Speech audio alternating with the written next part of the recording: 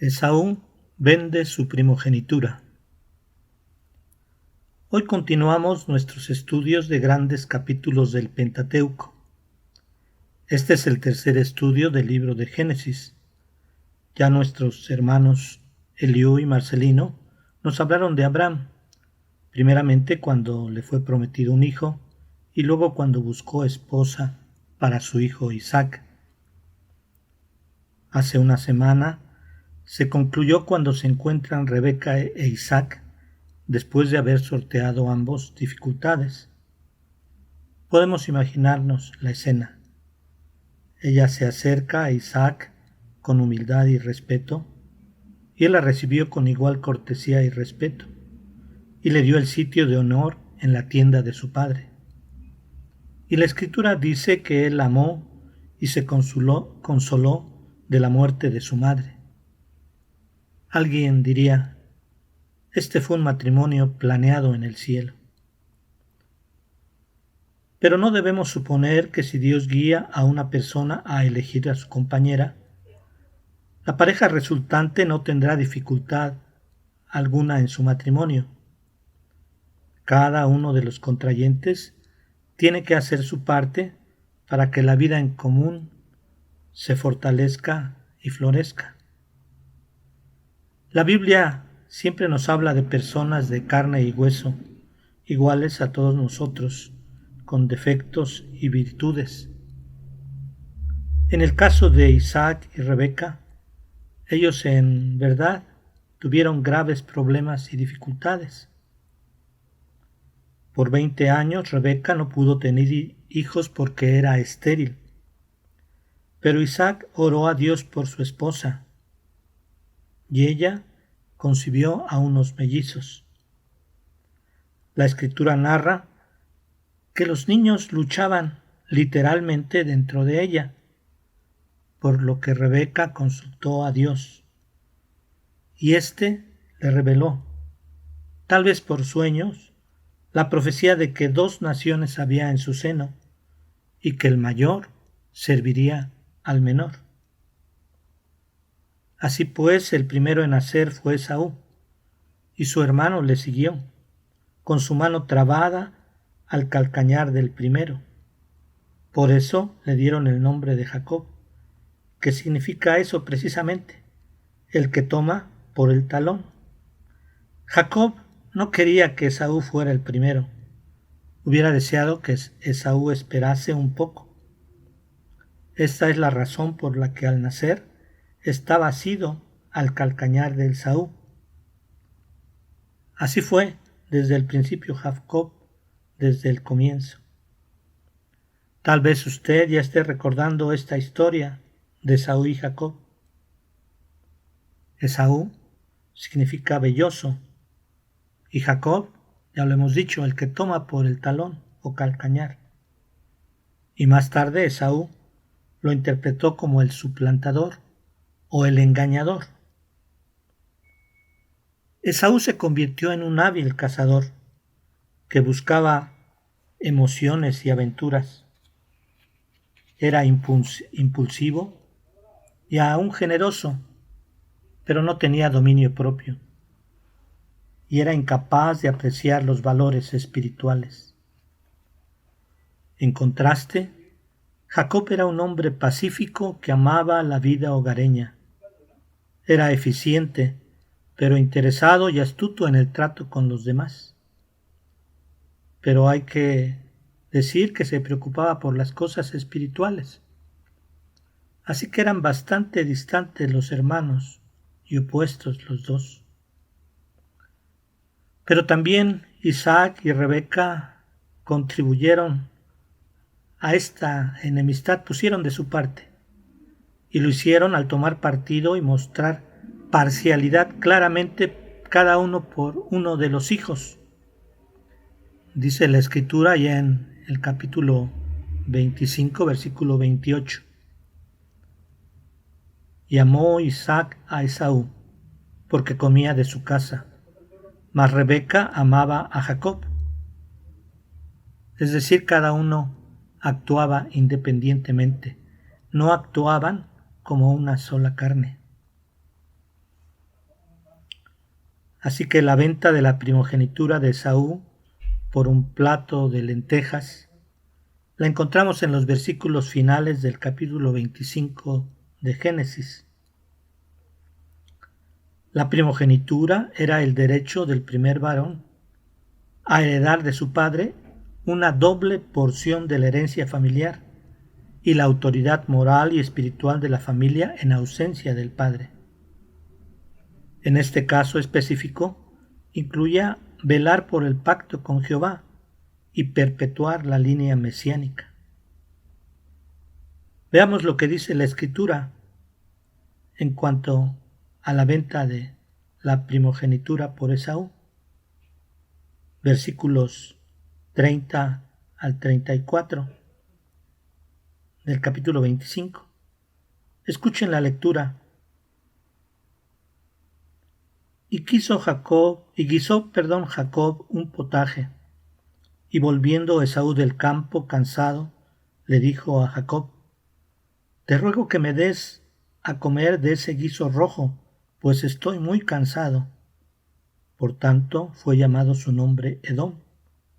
Y Jacob respondió: Véndeme en este día tu primogenitura. Entonces dijo Esaú: He aquí yo me voy a morir. ¿Para qué pues me servirá la primogenitura?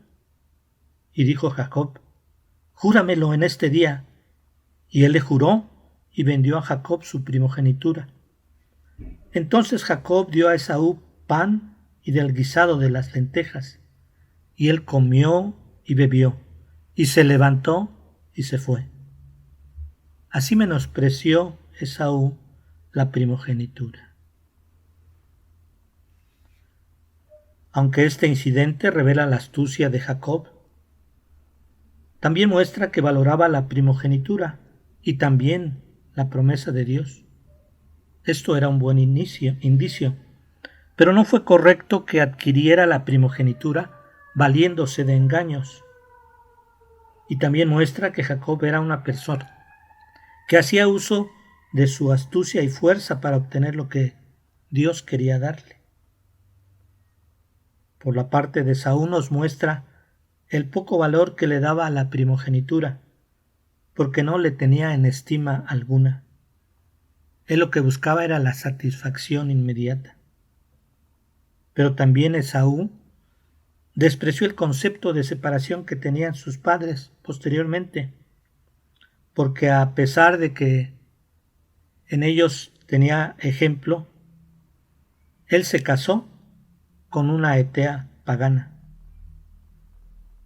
Por estas causas, el escritor de Hebreos llama a Esaú profano, según Hebreos 12:16, que significa carente de espiritualidad. Así, en esta historia de la Biblia, encontramos en el capítulo 27 de Génesis la culminación de cómo Jacob obtiene la bendición de Isaac.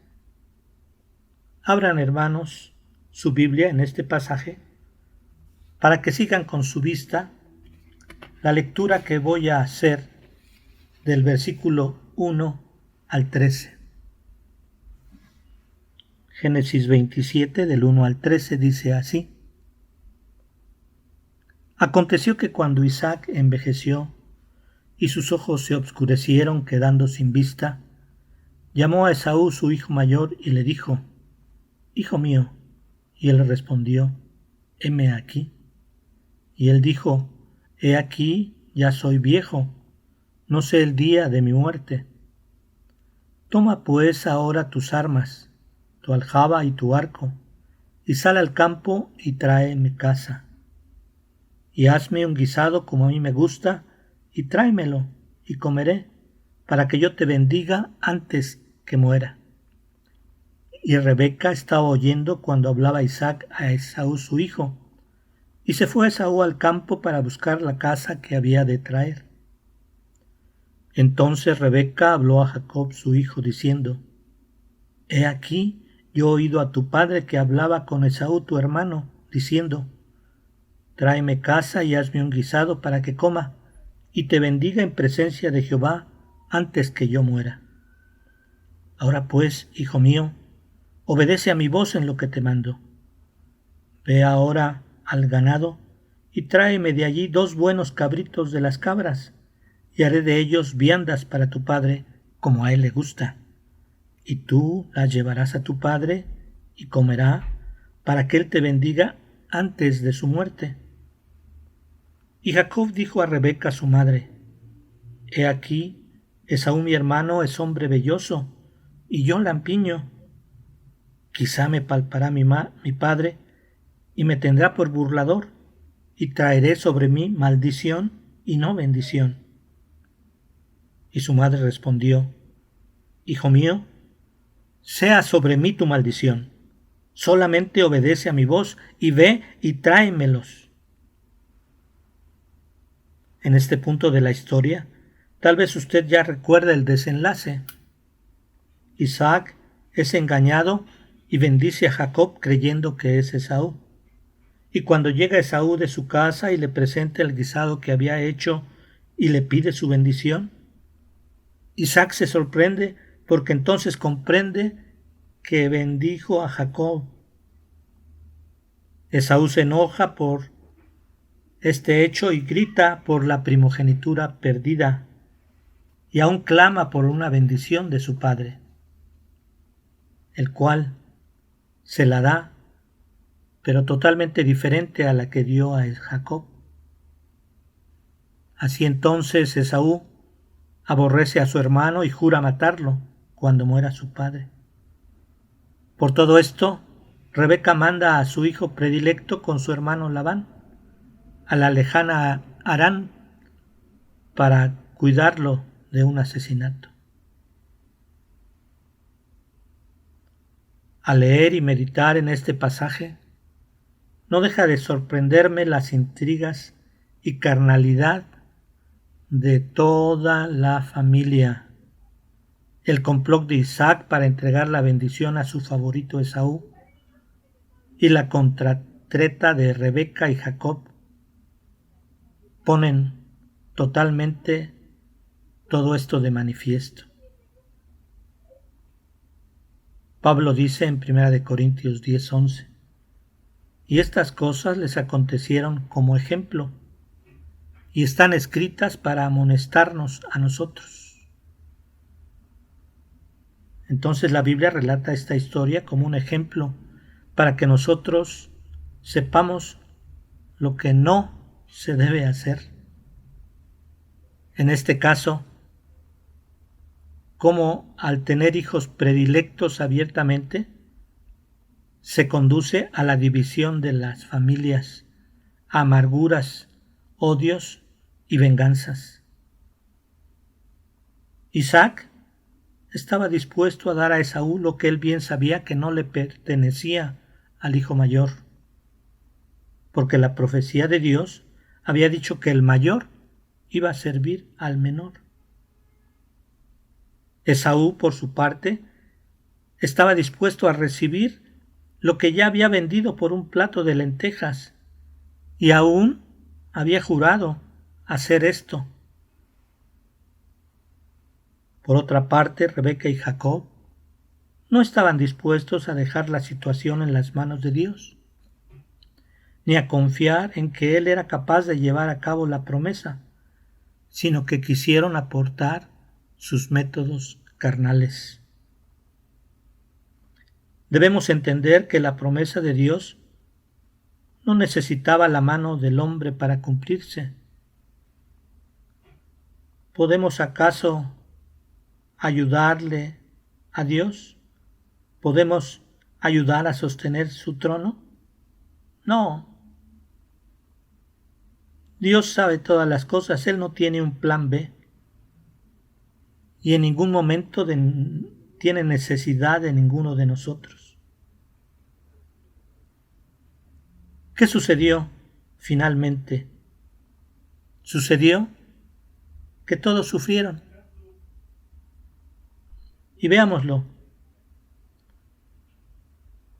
Primero, al comprender que Dios había prevalecido sobre sus planes, Isaac, dice la Escritura, tembló y se sobresaltó.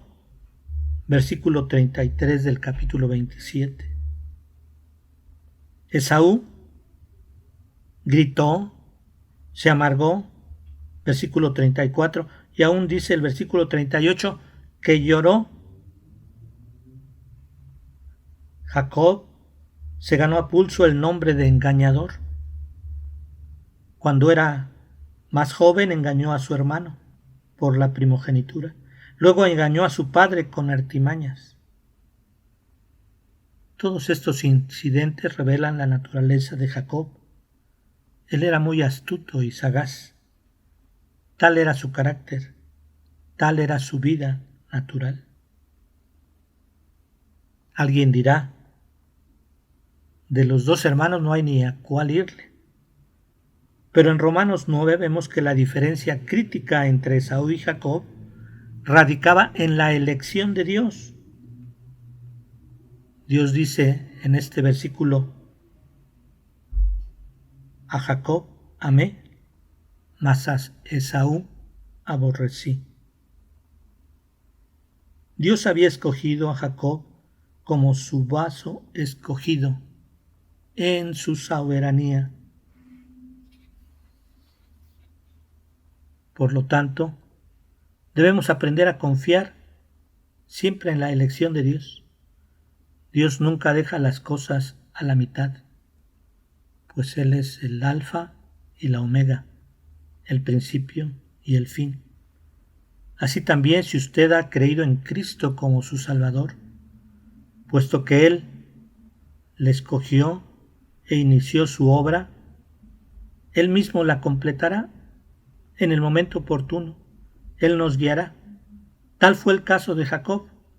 Fue Dios quien escogió a Jacob. Muchos hermanos y hermanas en Cristo dicen, yo soy un caso difícil. Los que dicen esto necesitan estudiar este pasaje. Es posible que seamos casos difíciles, pero si Dios pudo disciplinar después a Jacob, sin lugar a dudas podrá disciplinarnos a nosotros.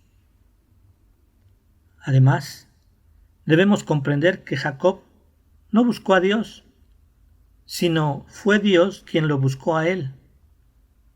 Mientras Jacob estaba en el vientre de su madre, Dios lo eligió. Por tanto, si estamos conscientes de la elección de Dios, podemos descansar en Él. Podemos entregarnos a Él y confiar que nos llevará al punto en que le podremos complacer. Dios tuvo que disciplinar a Jacob después de que obtuvo con engaños su bendición. Él ya no pudo permanecer en el hogar que tanto amaba. Sabía que su hermano lo mataría y no tuvo más remedio que escapar. Tuvo que huir de su casa como un desterrado.